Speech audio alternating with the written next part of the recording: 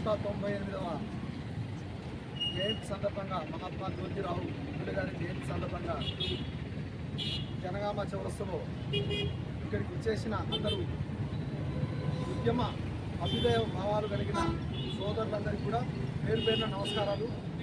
Mahatma Jyotirao Phule 1827 April 11వ తేదీన పూణేలో జన్మించారు. ఆ రోజు ఏదైతే సమాజంలో కులాల మూలంగా అసమానతలు ఏవైతే ఉన్నాయో అందరికీ ఆ అసమానతలు అంటే అగ్రవర్ణ భావజాలం ఏదైతే ఉందో అన్ని బీసీ కులాలకు, ఎస్సీ కులాలకు, ఎస్టీ కులాలకు అందరికీ అణచివేస్తున్నప్పటికీ అప్పుడు స్పందించిన మహనీయుడు మహాత్మా జ్యోతిరావు ఫులే. మరి ఆ రోజు ఆయనకు అంటే స్పందన కలిగించిన అగ్రవర్ణాలు చేసిన దౌర్జన్యం ఏంది, ఆయన ఒక సంఘ సంస్కర్తగా ఎందుకు ఆయనలో ఆలోచన వచ్చిందనే విషయాన్ని మనం ఈరోజు గమనించాలి.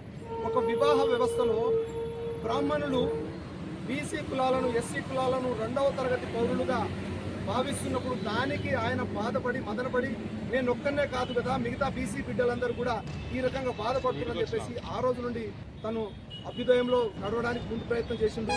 అందులో భాగంగా వితంతు వివాహం కావచ్చు, బాల్య వివాహాన్ని నిర్మూలించడం కావచ్చు, మహిళలకు విద్యా వ్యవస్థలో చోటు కల్పించడం కావచ్చు, అస్పృశ్యత గురించి మాట్లాడడం కావచ్చు, వీళ్లకు సమాన హక్కులు కల్పించడం కావచ్చు, ఎన్నో కార్యక్రమాలు చేసిన వ్యక్తి మహనీయులు మహాత్మా జ్యోతిరావు ఫులే. నేను గత 25 సంవత్సరాలుగా ఈ జనగామ చౌరస్తలో గమనిస్తూ ఉన్నాను.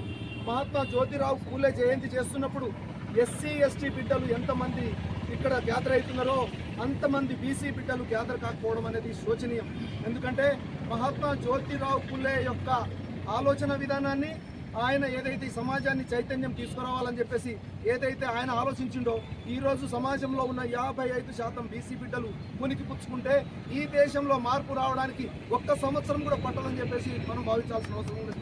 ఈరోజు కుల వ్యవస్థలో ఈ కుల వ్యవస్థ రూపుమాపడం కోసం ఆ రోజు ఫులే మహాత్ముడు మరి బాబాసాహెబ్ అంబేద్కర్ ఇంకా చాలామంది పోరాటం చేసేసి ఒక గొప్ప రాజ్యాంగాన్ని ఈ దేశానికి అందరికి సంబంధించిన రాజ్యాంగాన్ని అందిస్తే మళ్ళీ రాజ్యాంగం మూలంగా ఎస్సీ ఎస్టీ బీసీ బిడ్డలు మాతో సమానంగా ఎక్కడ వచ్చేస్తారని చెప్పేసి ఈరోజు అగ్రవర్ణ భావజాలం కలిగిన వాళ్ళు ఈరోజు రాముడి పేరు మీద, సనాతన ధర్మం పేరు మీద మళ్ళీ 2000 సంవత్సరాల క్రితం నాటి కుల వ్యవస్థను తీసుకొచ్చేసి మళ్ళీ అంటరానితనం కలిగిన ఒక సామాజిక వ్యవస్థను తీసుకొచ్చేందుకు ప్రయత్నం చేస్తూ ఉన్నారు.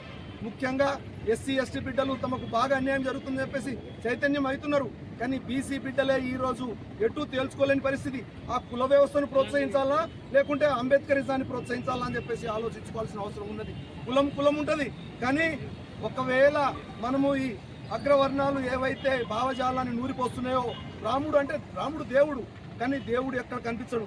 అంబేద్కర్ మాత్రం మనకు భూమి మీద నడయాడిన దేవుడు మనమందరం చూసినాము. అంబేద్కర్ భావజాలాన్ని మనం తీసుకెళ్తే దీంట్లో అగ్రవర్ణాలకు కూడా రక్షణ ఉంటుంది. ఎందుకంటే ఈరోజు ప్రధానమంత్రి మోడీ గారు అంబేద్కర్ రాజ్యాంగం మూలంగా ప్రధానమంత్రి అయ్యారు, రేవంత్ రెడ్డి గారు అంబేద్కర్ రాజ్యాంగం మూలంగా ముఖ్యమంత్రి అయ్యారు. కానీ ఒకవేళ రాజుల వ్యవస్థ వస్తే ఒక కుటుంబానికి సంబంధించిన 50 తరాలు పాలిస్తూ ఉంటాయి. దీన్ని అందరూ గమనించాల్సిన అవసరం ఉన్నది. మహాత్మా ఫులే జయంతి గురించి వచ్చేసారి నుండైనా బహుశా ఈ జయంతి కోసం 1 వారం రోజుల్లో 2 రోజుల్లో ప్రిపరేషన్ సరిపోయేటట్టు కనిపించట్లేదు నాకు.